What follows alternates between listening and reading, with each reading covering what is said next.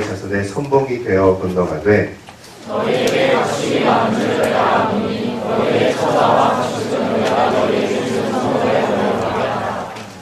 여호와께서 너희에게 주신 것 같이 너희의 형제에게도 안식을 주시리니 그들도 요단 저쪽에서 너희의 하나님 여호와께서 그들에게 주시는 땅을 받아 기업을 삼기에 이르거든 너희는 각기 내가 준 기업으로 돌아갈 것이니라 하고 그때 내가 여호사에게 명령하여 이르기를 너희 하나님 여호와께서 이 왕에게 하신 그들을 애굽으로 가보려면 내가 만든 그 나라에 이르러 같이 하시니. 함께 읽겠습니다. 너희는 그들을 두려워하지 말라. 너희 하나님 여호와께서 친히 너희를 위하여 싸우시리라 하였노라. 아멘. 오늘 우리가 함께 읽은 신명기 말씀을 통해서 성경이 이끄는 회복은 무엇인가 함께 나누기 원합니다. 여러분 회복, 리커버리, 여러분 회복이 무엇이라고 생각하십니까? 제가 여러분과 이야기를 나누었을 때, 개인적으로 한 명 한 명씩 이야기를 나누었을 때 우리는 보통 이 회복을 가리켜서 마음이 좋아진 상태를 기준으로 이야기하는 것 같아요. 마음이 여유가 없고 고민이 많고 힘든 상태에서 기분이 좋고 무언가 할 수 있는 그런 의욕이 드는 상태로 변화되는 것을 회복이라고 여러분이 이야기하는 것 같아요. 그러면 어떻게 이 회복을 얻습니까? 제가 개인적으로 물어봤을 때 회복을 얻는 방법도 여러분이 다 제 각각인 것 같아요. 어떤 사람은 아무것도 안 하고 혼자 있으면 마음이 회복된다라고 해요. 또 어떤 사람은 맛있는 것을 먹고 수다를 하면 기분이 좋아진다라고 해요. 제가 볼 때 특별히 우리 대학 일부 안에는, 우리 공동체 안에는 좀 내향적인 지체들이 좀 있는 것 같아요. 적극적인 성격을 가지고 있지 않다라는 이야기예요. 그런데 이러한 성품일수록 아까 말한 종류의 그런 회복이 필요하다는 생각을 여러분 각자가 많이 하는 것 같아요. 목사님, 저는 회복이 필요해요. 목사님, 저는 많은 사람들 속에 있으면 제가 제 자신이 아닌 것 같아요. 목사님, 저는 사람에 치였어요. 그런데요, 여러분, 우리가 한번 생각해 봤으면 좋겠어요. 우리에게 필요한 회복은, 누구나 회복이 필요해요. 그런데 우리에게 필요한 그 회복은 기분이 좋아지고 무엇인가를 하고 싶은 마음이 드는 그런 회복일까요? 과연 그럴까요? 그러한 회복은 굳이 하나님으로부터 구하지 않아도 되는 회복이라는 생각이 드시지 않으십니까? 여러분, 그런 회복은 이 세상에서 구하는 회복이랍니다. 그런 회복은 하나님 없는 세상도 여러분에게 줄 수 있다는 거예요. 다시 말하면 우리가 앞서 말했던 회복, 내 기분이 좋아지고 내가 무엇을 하고 싶은 의욕이 들고 그런 종류의 회복은 교회를 안 다녀도 얻을 수 있는 종류의 회복이라는 거예요. 그러면 여러분, 성경이, 하나님의 말씀이 우리에게 제시하고 있는 회복의 길은 무엇일까요? 오늘 본문을 통해서 함께 묵상해보기 원하는데요. 오늘 우리가 읽은 이 신명기 본문은 이스라엘 백성의 여정 속에 있어요. 여러분, 어떤 여정입니까? 가나안 땅을 정복하러 가는 여정이죠. 그런데 그들은 왜 가나안 땅을 향하여 정복하러 갔을까요? 하나님이 그들의 일생을 통해서 그 땅, 가나안 땅을 그들의 목표로 주셨기 때문입니다. 우리로 따지면 우리 삶에 있는 목표 같은 거예요. 우리 삶에도 장단기적인 목표가 있죠. 어떤 사람은 단기적으로 어떤 자격증을 취득하는 것이 단기적인 목표일 수 있어요.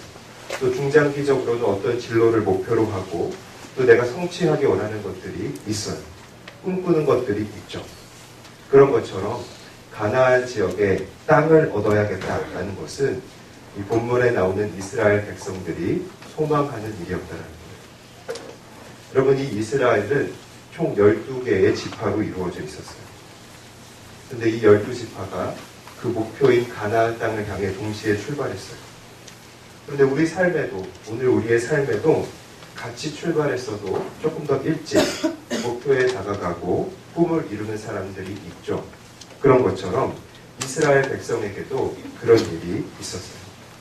르우벤, 므낫세, 갓, 이 세 지파가 먼저 목표에 도달한 거예요. 이 세 지파가 먼저 땅을 얻게 됩니다. 그런데 이 세 지파가 먼저 땅을 얻게 되었을 때 신앙적인 문제가 이스라엘 공동체 안에 발생합니다. 여러분, 어떤 문제가 발생할까요? 고갈이라는 문제가 발생합니다. 여러분, 왜 세 지파가 먼저 목표를 이루었을 때 고갈이라고 하는 영적인 문제가 발생할까요? 먼저 땅을 성취하지 못한 나머지 9지파의 생각을 해봅시다. 나머지 9지파는 아직 똑같이 출발했지만 성취가 없는 자신의 현실과 앞으로 걸어갈 길이 더 크게 느껴져서 고갈과 우울에 이르게 됩니다. 또 한편으로 먼저 목적을 달성한 세 지파를 생각해 봅시다. 먼저 목표를 달성한 세 지파는 이 땅을 얻는 과정에서 발생한 전쟁의 필요가 있었겠죠. 땅을 그냥 얻는 게 아니라 전쟁에서 얻는 겁니다. 이 전쟁의 필요와 함께 이제는 목표가 1차적으로 사라졌습니다. 목표에 대한 영적인 갈급함이 사라져서 고갈에 이르게 됩니다. 이처럼 세 지파가 먼저 목표에 도달했을 때 이스라엘 공동체 전체적으로 영적인 고갈에 빠지게 되는 위기가 있었어요. 여러분, 이들이 경험했던 고갈의 상태는 어떤 느낌이었을까요? 이 고갈은 오늘 우리가 느끼는, 흔히 말하고는 나 상태가 안 좋아 라고 말하는 그 표현과 비슷합니다. 어떤 상태일까요? 마음에 여유가 없고 고민이 많고 힘든 상태, 무언가를 더 하고 싶지 않은 상태, 지친 상태, 사람에 대한 기대가 사라지는 상태, 그렇다라는 거예요. 여러분, 이러한 이스라엘 백성, 그 공동체를 향하여 하나님이 가만히 있으시지 않겠죠. 하나님은 회복의 길을 제시하십니다. 그리고 오늘의 본문을 통해서 하나님은 이 영적인 고갈 속에 있는 이스라엘 공동체에게 세상이 줄 수 있는 회복과는 다른 어떤 종류의 회복을 말씀하시는 걸까요? 이것이 굉장히 중요한데요. 오늘 본문에 보면 하나님께서 이들에 대한 회복의 길로서 무엇을 제시하고 계십니까? 무엇이 너희들이 회복할 수 있는 유일한 길이라고 말씀하고 계십니까? 바로 이 말이에요. 싸움의 자리로 나가라.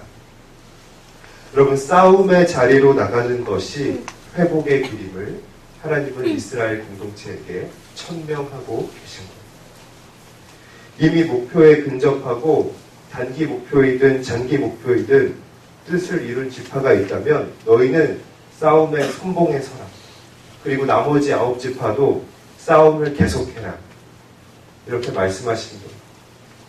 여러분, 왜 목표에 근접하고 그 목표를 이룬 지파가 이스라엘 공동체 전체 전쟁의 선봉에 서야 합니까? 그렇지 않다면, 만약에 이들이 그 선봉에 서지 않는다면 그들은 이미 갈급함이 줄어들었기 때문에 하나님 없이도 살 수 있는 자연인으로 돌아가게 되기 때문입니다. 영적인 고갈 상태를 벗어날 수가 없기 때문이에요. 이 세 지파가 이 싸움의 선봉에 서지 않는다면 세 지파는 영적인 고갈에서 헤어나올 수 없는 겁니다. 여러분, 나머지 9지파는 싸울 힘도 없고 그 싸우려는 동기도 부족한데 상대적인 박탈감에 빠져 있는데 무기력한데 왜 계속 싸워야 합니까? 그 이유는요. 그 9지파가 앞으로 살아가야 할 현실, 전진해야 할 현실이 바로 세상이기 때문입니다. 그들이 전진해야 할 현실은 천국이 아니라 아직 현실 속에 있기 때문에 계속 싸워야 합니다. 그 세상은 여러분 어떤 세상입니까? 사단이 권세를 잡고 있는 세상이죠. 그렇다면 계속 싸워야만, 계속되는 싸움을 통해서만이 그들이 하나님의 자녀라는 사실을 끊임없이 확인할 수가 있는 거예요. 싸우지 않고서는 영적인 고갈과 사단의 공격 가운데 점점 더 무감각해질 뿐입니다. 그래서 여러분, 하나님께서 주시는 회복이란 우리가 생각하는 나에게 필요한 회복과는 다르다라는 사실을 발견할 수 있어야 됩니다. 하나님께서 주시는 회복이란 것은 이 영적 전투의 현장에 나감으로써 얻어지는 것이다. 영적 전투의 현장에 나갈 때 너희가 회복될 수 있다라는 중요한 사실을 우리가 깨달을 수가 있는 것이죠. 여러분, 우리가 섬기는 예수 그리스도께서도 이런 고갈의 위기가 있었습니다. 여러분, 어디에서 예수님이 고갈되셨을까요? 바로 겟세마네 동산에서였습니다. 여러분, 그 겟세마네 동산에서 예수님도 영적인 어떤 고갈 속에서 이렇게 말씀하셨습니다. 하나님, 당신이 나에게 시키시는 것들을 하기가 싫습니다. 하나님, 피하고 싶습니다. 하나님, 지쳤습니다. 하나님, 혼자 있고 싶습니다. 하나님, 마음이 안 좋습니다. 그러나 예수님은 하나님의 아들답게 진정한 회복의 길이 무엇인지 알고 계셨죠. 진정한 회복의 길은, 예수님에게 있어서 진정한 회복의 길은 영적 전투의 현장으로 나가는 것이었어요. 하나님, 내가 전투의 현장으로 나가겠습니다. 그리고 십자가로 싸우셨고 승리하셔서 회복되셨습니다. 그런데 왜 우리는 그 이야기가 나와 관계없는 이야기라고 생각할까요? 우와, 예수님 잘하셨다 라고 우리가 찬양하고 박수치지만 왜 이러한 모범을 내 삶으로 끌고 들어오지 못합니까?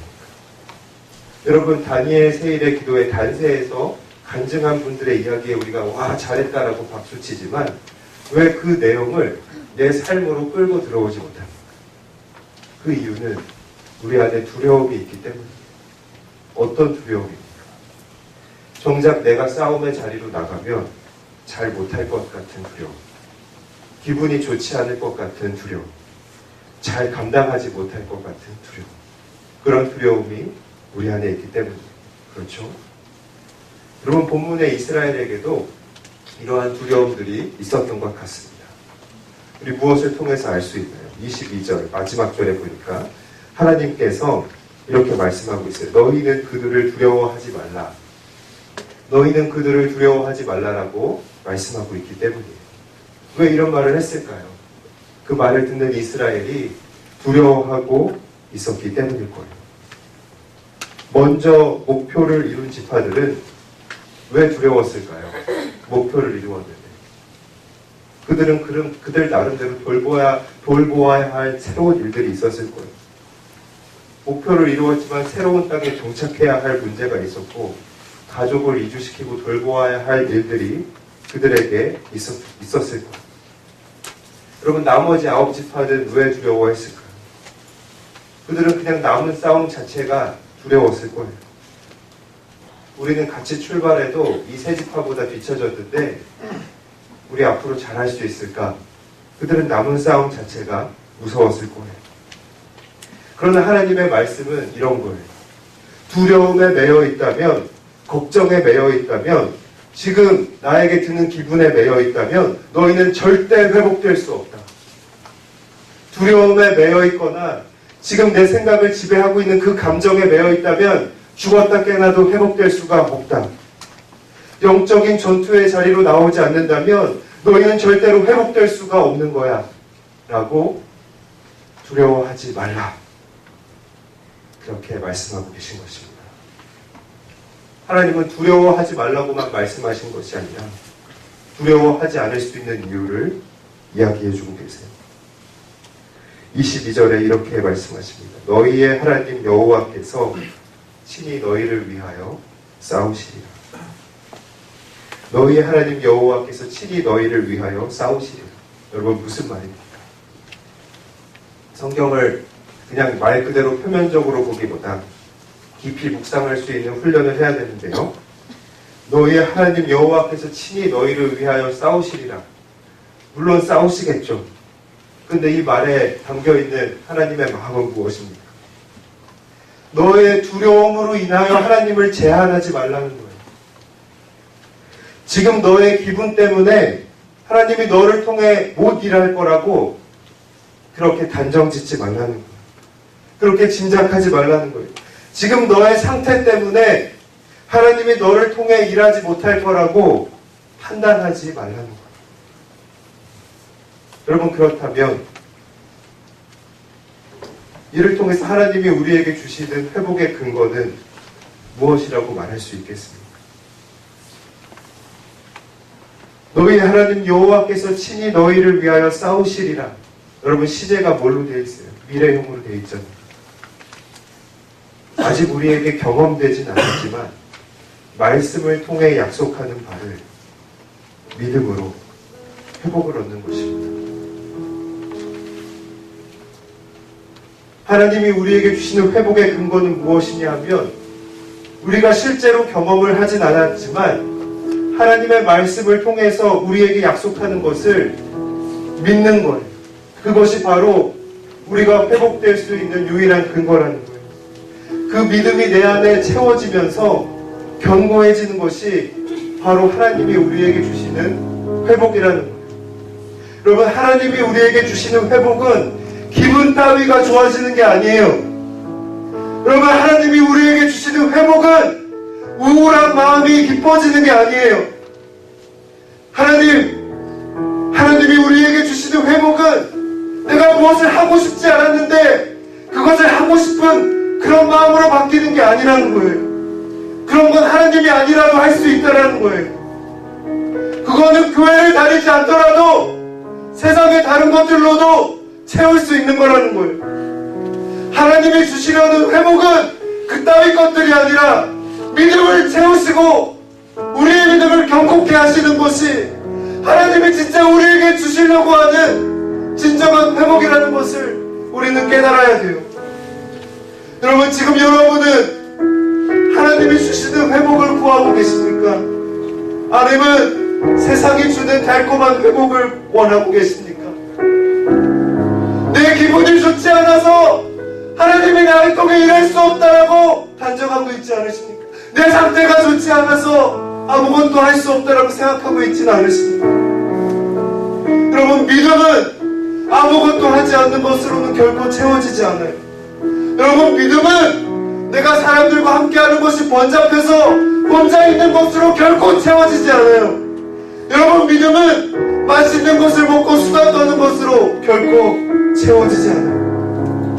여러분, 믿음은 하나님께서 말씀하셨듯이 영적 전투의 현장으로 나갈 때에만 채워지는 거예요. 경험하지 못했지만 하나님이 행하실 것을 믿고 나갈 때에만 회복될 수가 있는 거예요. 여러분, 우린 세상이 주는 회복에 속지 말아요. 그리고 하나님이 주시는 회복을 얻기로 결단해요. 지금까지 우리가 구하고자 했던 회복이, 나에게 필요하다고 생각했던 회복이 세상이 주는 달콤한 회복은 아니었습니다.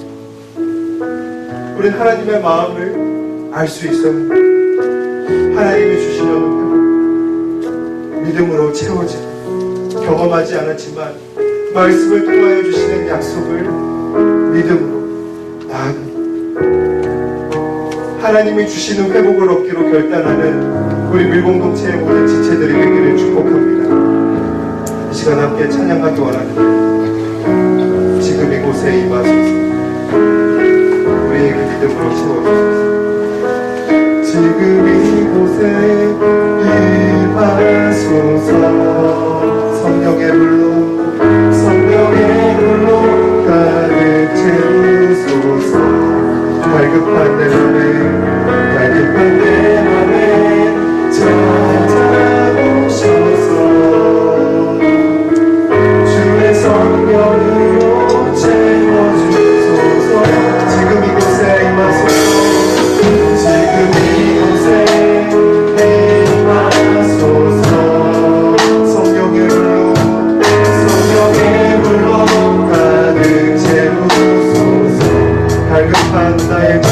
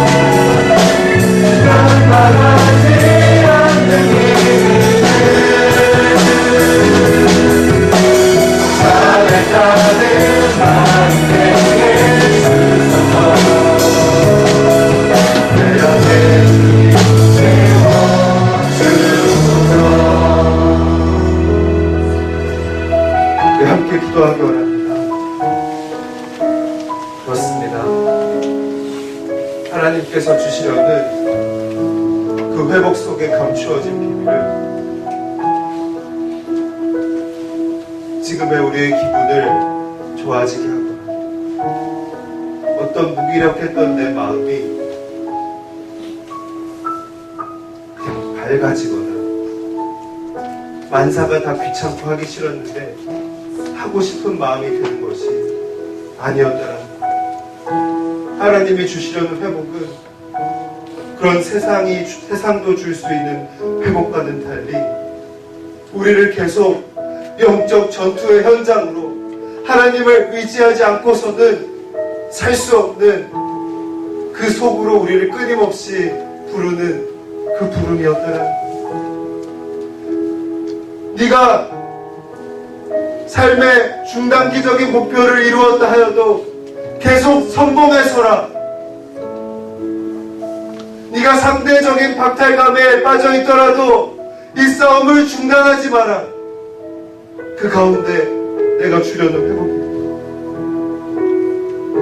여러분, 우리가 함께 기도합시다.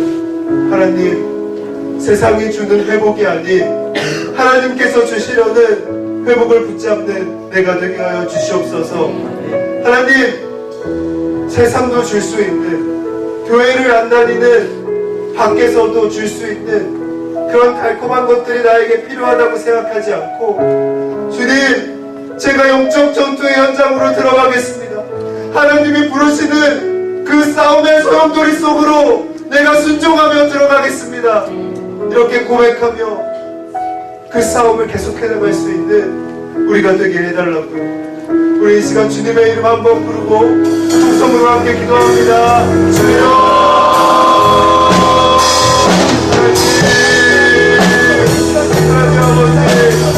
아버지, 우리의 마음속에 의지하지 못함으로 세워주시옵소서. 아버지, 우리의 마음속에 낭망하지 않는 주님을 세워주시옵소서.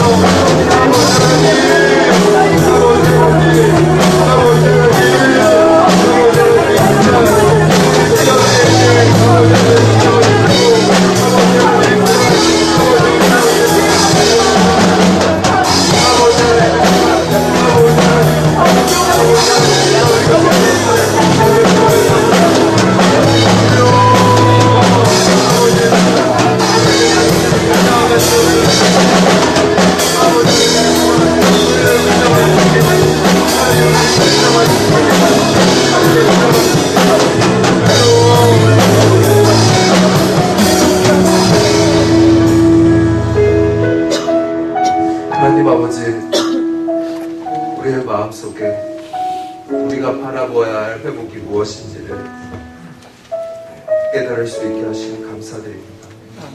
하나님, 이 시간 우리에게 우리가 같이 고백하였던 것처럼 성령으로 충만케 하셔서 흔들리지 않는 믿음을 주시고 낭망하지 않는 믿음으로 채워주시고 또한 자백할 수 있는 마음으로 채워주셔서 다시 한번 우리의 마음을 새롭게 하여 주님이 싸우라고 하시는 그 전투들로 주님이 주시는 회복을 얻는 모든 내 공동체의 형제자매들이 될 수 있도록 축복하여 주시옵소서.